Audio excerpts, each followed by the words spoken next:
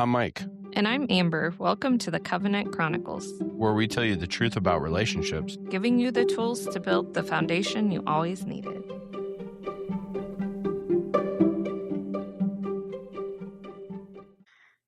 Welcome back to the Covenant Chronicles. Why, hello.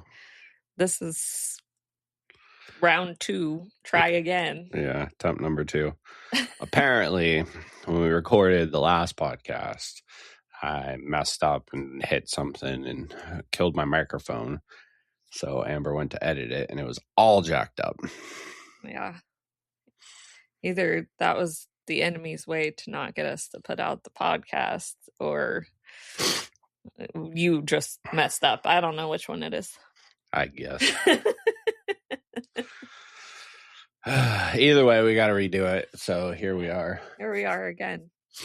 It's also like Wednesday now. We were supposed to put this out Monday. Well, here we are. Yeah, it is what it is, I guess. Yeah. Just get like 2 back-to-back this week. They'll be fine. Well, I think the first thing is we need to talk about just changes and stuff that is upcoming. Yeah. We've mentioned that a few times, and currently we are going through a massive, I guess, restructure, if you will. So let's start with the big ones. So recently, well, not so recently now I think we're going on maybe a couple months or close to it.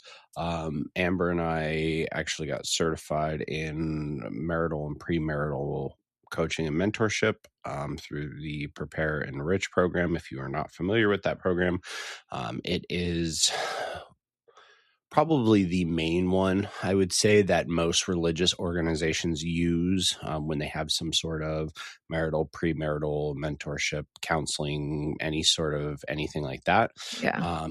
They do have a way that they can use basically the same material and not apply a religious context to it. So a lot of just therapists and counselors in general actually endorse or use this program. So that was a big one. It's kind of the next step for us. I mean, we were already in that direction, helping people, mentoring people, coaching people just unofficially, and just doing it as part of our ministry, if you will. So it's just kind of the next step in that. I also recently acquired a neuroscience certification. We have been practicing mindset, NLP techniques, stuff like that, attending events, learning, studying, all of that stuff for quite some time now. But this was kind of the thing, because I do use this actually in my coaching consulting business a lot as well. So this was kind of like that. Well, I'll get a piece of paper that says, this kind of, I guess, deal, if you will. So with that, we have actually gone through, I do business coaching consulting primarily anyways, and we have gone through and actually restructured pretty much a lot of stuff online. We've changed our content and the way that it gets put out, how it gets put out, that sort of stuff. So there's a lot more content coming to you, just purely sticking to basically across the board for all of our adventures or I guess initiatives here, if you will. But the biggest thing, like I said, is content. You're still getting the 2 podcasts a week. We've now added more content to our socials to where you'll start seeing those posts increase regularly. Also we now have kitchen table moments, which are just a couple of minutes every, probably twice a week, just to help give you things to think about in your relationship. So you'll start seeing those trickle out here over the next coming weeks and turn into a consistent thing as well. We have completely restructured the online stuff. We are still in the middle because the Covenant Chronicles is an initiative under, our the stuff that I already had going, that we had going. So with that, we had to restructure pretty much everything. So you will see the website, the online presence, all that sort of changing over the coming weeks for the Covenant Chronicles. We have gotten rid of the paper version of the relationship audit. And the reason why is because it kind of falls in between. So we already had a short, 10 question quick one that was electronic, that kind of instantly spit back results for people. And then on the flip side now, if you work with us in mentoring, coaching type stuff, we actually have the ability to use the Prepare Enrich program, which is a massively in-depth. This is like something you would, if you were seeing, a relationship counselor or therapist or something, that they would use, where it would be a pretty in-depth actual assessment. So the paper one kind of fell in the middle, where it was more, I guess, advanced and in depth than the quick one, but not quite everything that the in-depth assessment is. So we just kind of nixed it. It's still available. We still will probably use it for maintenance stuff, but it's not a primary thing for us anymore. So when you go to thecovenantchronicles.com and you take the relationship audit, you're going to get that quick 10 question assessment. I encourage everybody to do that, just to be upfront. It does lead into doing a free call with Amber and I. It doesn't cost you anything to take the assessment or to do the free call. So I would encourage you, if you are curious about making your relationship better, talking about things, figuring stuff out, any sort of relational things, I would encourage you to do that. The last thing, which I did not even think about until this morning when we recorded the first one, is the school community. Because for those of you that are not familiar with school is a online community. Think of it as a social space, similar to like a Facebook group or something.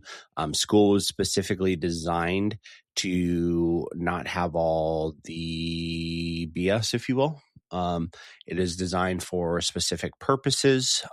So for example, if you are a coach, if you are a consultant, if you are just have a skill, right? Some people create communities on school for teaching people how to speak Spanish or other languages, right? There's literally Bible study groups on school, right? There's all this stuff. That is what it is. It's also designed to where you can have free communities. You can have tiered communities that cost money based on the value that you are providing.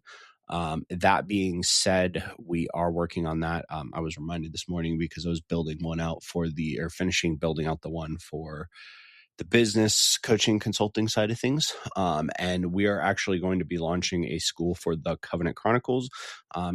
It will have a free tier for anybody just to access, talk about relational issues, try to sort through stuff, relate to anybody else that may be going through something inside of their relationship, and act almost not as only as a support group, but a place that people can come, that they're not getting a bunch of Facebook trolls or whatever, just flaming them and throwing, random stuff out there, but getting valuable information. There will probably be paid tiers, just to be upfront, as well, that allow you access to other things such as training resources, courses, even live events with Amber and I that we will be doing. But just so you guys are aware, that is upcoming. I think that covers everything. Thanks for sitting through our radio ad here. Sounding like a radio commercial. But I think that is a really good segue into, as we are talking about things that we are building, things that we are creating, things that we are working on together. You had mentioned that you wanted to talk about being dismissive inside of relationships. And I think that would be a good segue into this, as we are talking about just building things and doing things, and come at this from a perspective in being dismissive to little things. Both good and bad, and how the dismissive mindset can actually corrupt your relationship in so many ways. and how it can affect it both with positive things and negative things that you are dismissing. Uh-huh. And what we mean by that is, say, for example, and maybe you have a better example of what you were trying to express here, but if your partner is doing something, let's say they have a tendency to poke fun at you Mm-hmm. in a way that you actually don't like. But in the effort to not rock the boat, not create issues that don't need to be there, you decide to just be dismissive about it and passive. This can build up over time. This can create resentment and create a lot of issues. Yeah. And we can talk about that further. But the flip side is also true in the sense that if your partner does something, and say they do little things, and this is probably more so, I think, what you wanted to talk about, but if your partner, say they do something small, like when you are driving and they just grab your hand and squeeze your hand a little bit, and then go back to driving. This little habit is their way of showing affection. And if you are constantly have a wall up around this, just dismissive to this, what it does is it trains your partner that you actually don't receive this. And what will tend to happen is they will slowly shut down the things that they are doing, the things that they do to show affection, or just things that are actually healthy and help to build up the relationship. Yeah. I think thinking back through what I meant, because I wrote this down like probably 2 weeks ago on my list of like things we should talk about on the podcast. And then I was like, what did I mean when I wrote that down? Had a great thought about it that day, but then completely forgot it. But I think that is mostly what I was thinking. I think it was when we had just come out of kind of a period of disconnection, and you and I were talking to each other about, like, you felt like you were doing little things to show me like connection or affection during the time that I apparently wasn't picking up on. And I think I had said that I was kind of doing the same, and that I felt like you weren't picking up on. And so for both of us, it kind of, because we were already disconnected at that time, put up walls, because it was like, well, I'm trying, I'm reaching out, I'm doing these things, but you're not being receptive. And that just kind of triggered this thought about how, like, sometimes if we're being dismissive of the things that our partner is doing, it can really like end up affecting our relationship and causing more disconnection, right? So like that can be really anything. You tend to do little things like come up behind me while I'm cooking and like just hugging me or whatever. Like that's something small that you tend to do. Smacking my butt. Like it's just little things. But if I am being dismissive to them or not noticing them when you're doing them, it's really easy for me to be like, oh, well, you're not showing me any affection, Mm-hmm. you know? Same goes for me. Like there's times that I'll just like, you know, randomly scratch your head or just like come plop on top of you on the couch. But if you're like in your head in those moments, like it might seem like an annoyance to you, or like you just don't really notice that I'm doing them type of thing. Mm-hmm. And how then that kind of like gets your partner in their head, and they're like, oh, well, he doesn't want me doing that, so I guess I just won't do that. And then you create this whole like thing where you're forever not doing that thing because you think that your partner didn't want you to do it, when in reality that's probably not the case. It might have just been that momentary moment. There was something going on in your head, and like you just overlooked it and dismissed it, but didn't really think about it. Yeah, well, I think that's a good, coming off place too, or I guess, a segue from one of our recent episodes where we were actually talking about love languages and how that shows up differently, right? And this is I guess, a great real world example of how that can potentially manifest in ways where you are doing something to show affection to your partner. And, it could be just in the moment that you just aren't, receptive, but it can be a big turnoff in the sense of whether, your partner should continue or feel that they should continue to do so. Now, what I will say, and maybe this is a subject for another podcast, and I think that would be a good one actually for our next one, is to talk about getting offended, especially for guys, because I think that this is a huge one. And understanding that sometimes it's just that moment, and that communication really makes all the difference in these scenarios, right? But I think it is important to really understand that and acknowledge that your partner may be doing stuff that is, they're just seeking connection or trying to connect, right? Mm-hmm. And by us basically going and being dismissive and not even acknowledging those things, right? What tends to happen is we actually somewhat harden our hearts, to take it to a biblical saying, harden our hearts towards our partner and the way that they show affection. And then the flip side is true too, like you said, where we start portraying this message of like, we don't want this from our partner, and it can kind of shut them down, right? Like, and we've been through seasons for that where you may do something and, I'm in my head, or, and you come plop on me or something on the couch, because that's one of your things. You like to,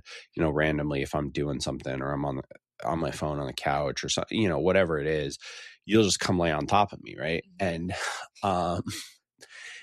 if I'm just completely dismissive of that and ignore you as if you aren't there, right, it shuts you down. And then for like the next day or sometimes 2 days, right, it's kind of this thing of like, you seem a little distant. And I have to at some point ask you and be like, hey, like, you good? What's going on? This and that, or actively re-engage, and sometimes even me actively re-engaging, it takes a little effort to bring you back, right? Because I've shut you down and you went to a place where you didn't feel connected and you felt unwanted, right? Mm-hmm. And so there's a lot of things, like we make these jokes, and we've made these jokes in the past where like, I know you're mad at me, or like there's a major issue if you do it one day, okay, no big deal. If you do it a couple of days, where you don't make my plate, I'm like, okay, there's an issue, right? And I don't, I could, at the end of the day, it doesn't really matter, whether you do it or not from my perspective. Like, but I know that that's something you do and you enjoy doing. And so I know if you're not doing it, okay, there's an issue, right? And so it's just, there's those little things. Or like for me, to you, smacking your butt when I walk by. And you'll hear like a lot of women complain, oh, he does this every time he walks by. And, I wish he wouldn't, and da da da da. Well, I would say that you should probably address where your relational state is, because this whole like, oh, I just don't like it. No, that's you hiding behind there's actual issues in your relationship that you're avoiding.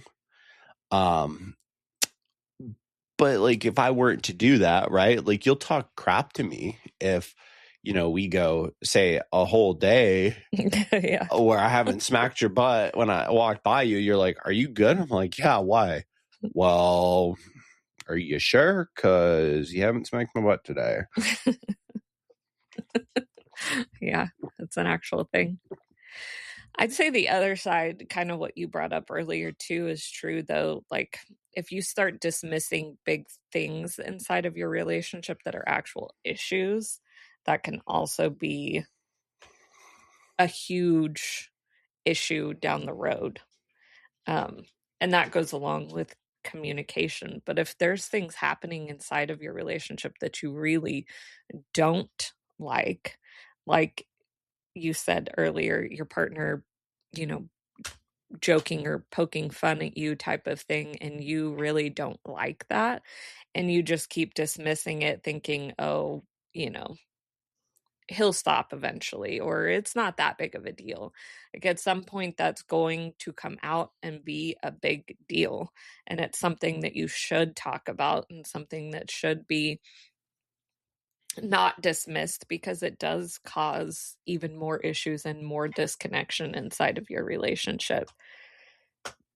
I'm trying to think of there's lots of examples of that, but I'm trying to think of more like specific examples of that. But that one's a good one just because I used to have that issue in my previous marriage, and I just always dismissed it like, oh, no big deal, like whatever. Mm-hmm. But it was actually really a big deal to me.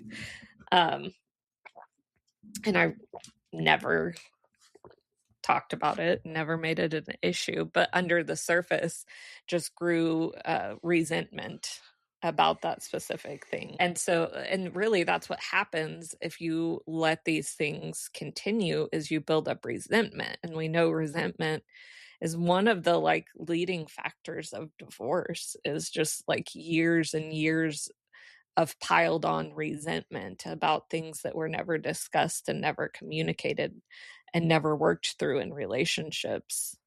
Mm-hmm.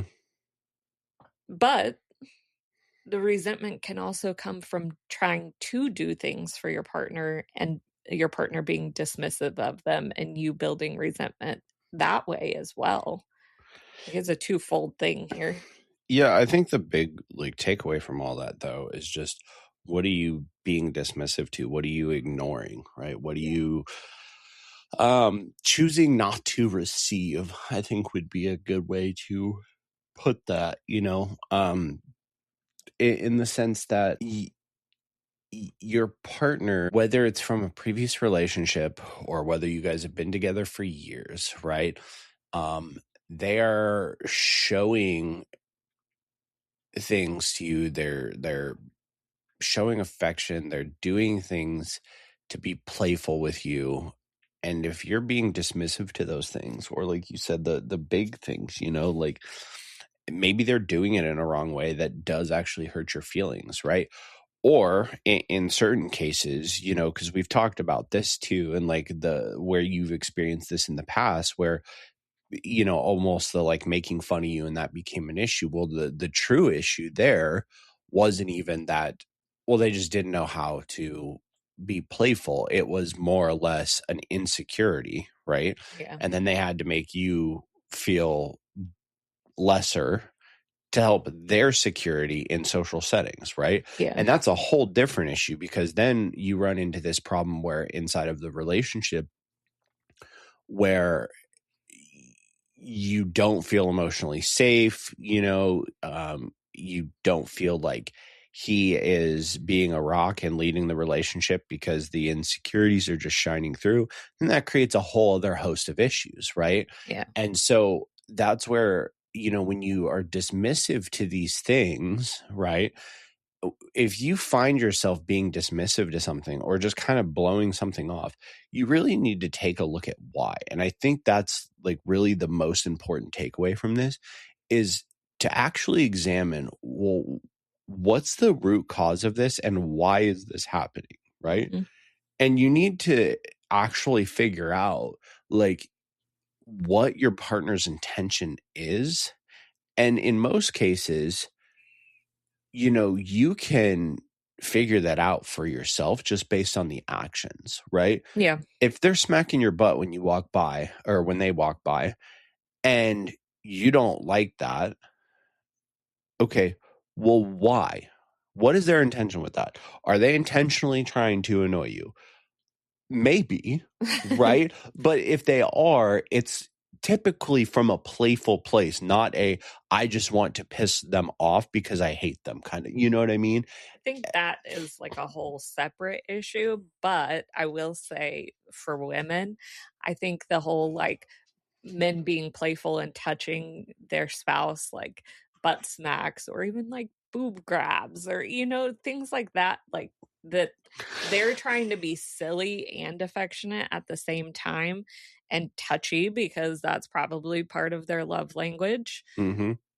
is the issue that women are probably not feeling safe in their relationship. Their emotional like regulation is probably off. They're probably, you know, uh having like fight or flight issues at that current moment in time. Like there's probably a whole host of underlying issues as to why you don't actually like your husband doing that, and Mm-hmm. not actually that like he's doing that, if that makes sense. Yeah, no, it definitely is. And I think that, that's an important factor of like just understanding that, right? And that's where I say you need to question these things, right? Because let's talk about, we'll just stick to the woman perspective for a second here, right? The butt grabs and the butt smacks thing, right? If you are having an issue with that and it's annoying you, you need to look internally as to what's going on, because there's probably a bigger issue, right? And the issue is probably dysregulation. Your nervous system is completely out of whack. And while we're talking about this, we're going to do a whole episode on what that is and why that is. Mm-hmm. But that, and it could be multiple reasons why. It could be that you've never healed things that you needed to heal. It could be that he's not leading the relationship properly, Mm-hmm. right? Could be a combination of both of them. But the point is that is the cause of it. It's not that you don't, oh, I just hate it when he does this, it's so annoying. No, that's your reaction. Yeah. Right. Yeah. That is the reaction. And we talked about emotions and the nervous system and how those connect. And, that is your involuntary reaction, but you need to get to the root cause of why you are receiving it that way. Right. The flip side is when you talk about like the making fun of thing, right? If he's poking fun at something, silly, let's, if you don't like him poking fun at you, let's look at the root cause there too, right? Because once again, it can point to two different possibilities. One is maybe you have an insecurity yourself that you need to really work on, and he's being playful and silly and, talking about, oh, you have this freckle, or, when your nose crinkles like this, or you have this little birthmark and it's so cute. And then you take offense to it, right? That's a you problem and you need to work on your insecurities. The flip side is if he's doing it in that social setting, right? And it's his own insecurity, right? That you need to address, that's a whole different thing. And you need to address why he's being insecure. And he really needs to start working on that, right? Yeah. But each one of these examples have two different avenues. Now, the flip side is, right, it can go the same way for the guy's perspective, okay? So let's talk about typically your wife doesn't just walk up and grab your junk, like maybe, right? But like, it's not usually a thing. So that's not usually a thing where guys are like, oh, I don't like it when she does this. Because if she did, you probably wouldn't have that perspective of I don't like her when she does this, right? But if we talk about the perspective of the making fun or poking fun thing, right? Let's talk about that. Maybe she pokes fun at like something of, something of you or whatever it is, right? It could be a physical trait. It could be, something goofy you do. If you're getting offended by this, then you need to look at your own insecurity, right? And like, for example, okay, if she makes fun of, or like if she pokes fun at like, say something about your belly, okay? And I'm not saying that this should be, a thing, but what I am saying is if you're getting offended by that, you probably need to go to the gym. Okay. Well, because this is your own insecurity here that's talking. Yeah. And if she's saying something, and especially if she's joking, like if you're being offended by that, then it's your own insecurity, right? The flip side is we go back to okay, is she doing it when she's being playful with you in your house, or is she's doing it in a social setting, Yeah, right? that's what I was going to bring up, because Yeah. I think that's two different things. Like, if we're just joking and being silly with each other, and then you get offended by something, you probably need to figure out why you're getting offended by it. But that's just something between me and you. Now, when you take it out into a social setting around other people and you start poking fun at your partner, I think that's an issue. And I do think that I don't really think there's a situation in which that's okay. Like, you shouldn't be poking fun at your partner in social settings, because you're doing that for a reason. Why are you making fun of your partner in front of other people? Yeah. Well, and that's exactly, I think that's where we need to really, look at it, and you need to get to the root cause of, okay, why is this an issue for you, right? Because if she is doing it in a social setting, once again, then it falls on insecurity, right? And in most of these cases, there is some type of insecurity somewhere Yeah. on either one of your sides, and it's figuring out where it falls, right? So you can actually address it. Yeah. There's other things, right, that can happen that women can do, right? Let's take you coming and laying on top of me, right? I think that's a pretty common thing that a lot of women do to get the attention of their man. If he's laying in bed or sitting back on the couch or sitting in his recliner, okay? And if you're being dismissive there, or if you have the mindset of, oh, it's so annoying that she does this. I mean, for one, you should probably go listen to our podcast about internal conversations and mindset.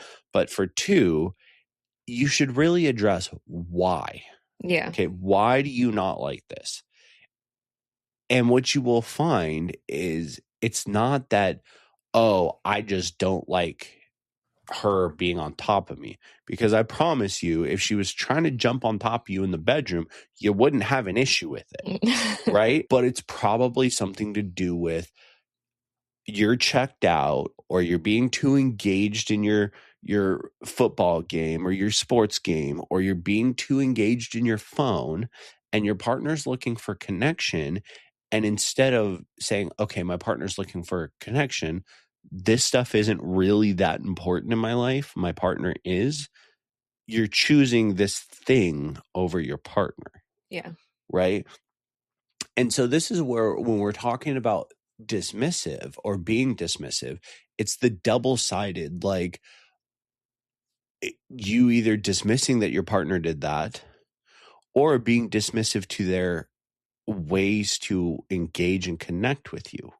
Yeah. But either way, regardless of which side or which side of the fence you're looking at, the dismissiveness, if there's any sort of dismissiveness in the relationship, then there's an issue there that needs to be addressed, and not just surface level. You need to get to the root cause of exactly what's going on and why it is going on.